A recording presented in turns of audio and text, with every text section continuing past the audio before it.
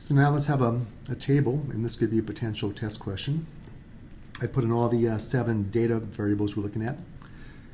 Fixed cost, variable cost, total cost, marginal cost, average fixed, which is fixed cost, divided by output, average variable, which is variable cost, divided by output, and average total would be total cost divided by output. Now, what I need to do on a test is give you one piece of information in each row, and you can figure out everything else. And the best way to do this is going down each row one by one, start at 0. So what I tell you, when output is 0, I just gave you the total cost is 1,000.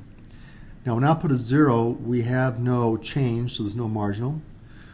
We have nothing to divide by, and so all these numbers don't exist when output is 0. Over here, these two numbers do exist. First of all, if you're going to produce 0 units of output, I'm not going to hire any workers, therefore I'm not going to pay any variable costs. That's going to be 0. So why is my total cost 1,000 when my variable cost is 0 and I'm not producing anything? Well, that's my startup cost. If I don't produce anything after I lay down some money for, say, a lease, maybe I signed a lease for a month for $1,000, and if I decide not to produce anything, I lose $1,000. So that $1,000 right there, when my output is 0, is my total cost. The only cost I have when output is 0 is fixed. And I can just do the whole column right there, because now my fixed cost is the same all the way down.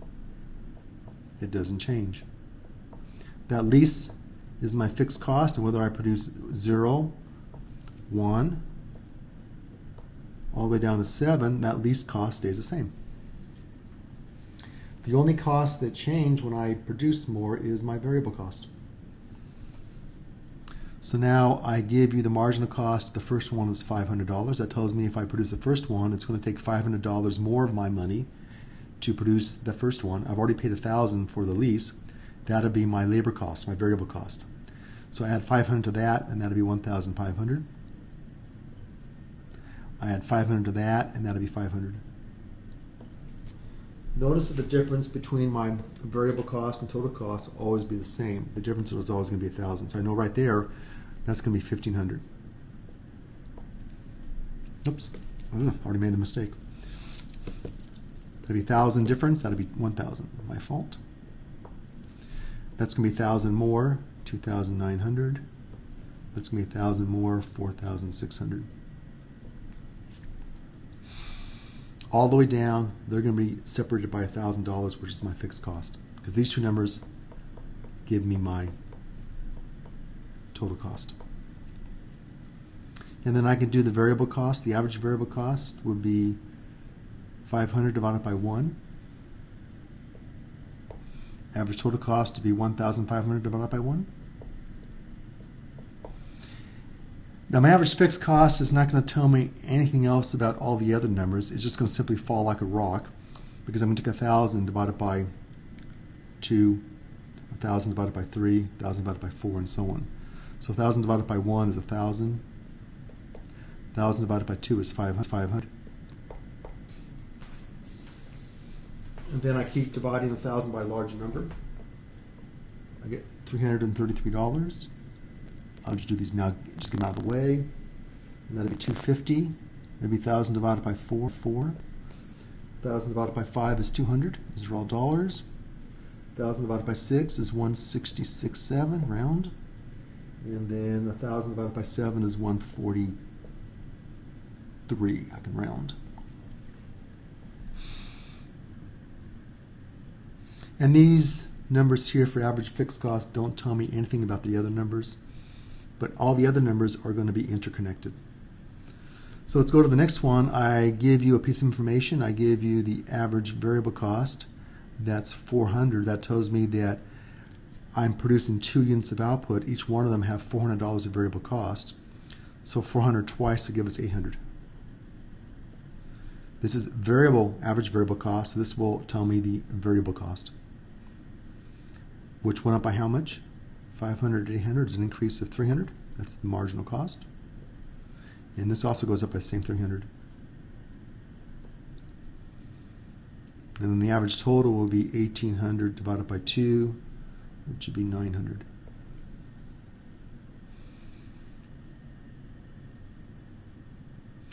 Then I give you the total cost of making 3, which went up by 200. That's the marginal cost. This also goes by 200. We already got the 1,000, but you can take the marginal cost, apply it to the variable cost, and that tells us the increase here. And then this number here would be 1,000 divided by 3, and that would be 333. You can always round to the nearest whole dollar if I don't tell you what to round to. And then you take 2,000 divided by 3, and that comes out to 666.67. We'll make it 6667. And then I give you the average total cost of making 4. That means each of these 4 units has a total cost per unit of 600. That's 600 times 4, and that'll be 2,400. Which is how much more than before? 400. That's the marginal cost.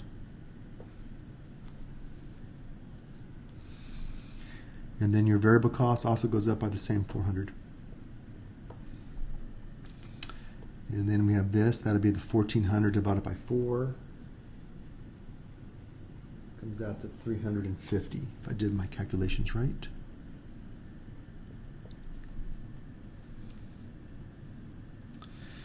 Okay, and then we now at output 5, and I give you the variable cost, which is 500 more than before. That's your marginal cost.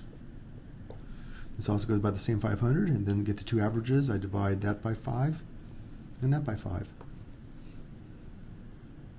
And that'll be 380.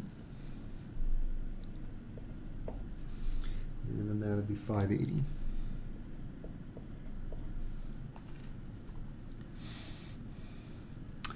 And then I give the marginal cost of the 6th one, that's 700. That means both these numbers here, variable cost and total cost, goes up by 700. That'd be 2,600, and that'd be 3,600. Again, they're separated by that $1,000 fixed cost. And then 2,600 divided by 6, 166.67. We'll make it 167. Oops. I'm sorry, that's the variable cost, not the fixed cost. The variable cost would be 433. I'm actually cheating. I'm actually taking these out of the textbook. And then we take the 3,600, divide that by 6, and that'll give us $600.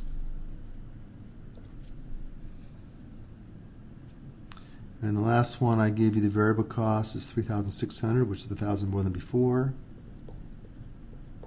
Total cost goes up by the same 1,000, and then I divide 3,600 by 7. That's 514. And then 4,600 by 7 is $657.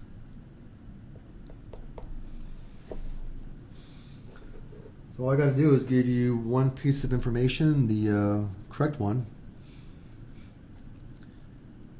and you can figure out the rest. If I give you an average variable, you can get the total variable, the variable cost, and then from that you can get the marginal cost, and from that you get the total cost, and from that you get the average total.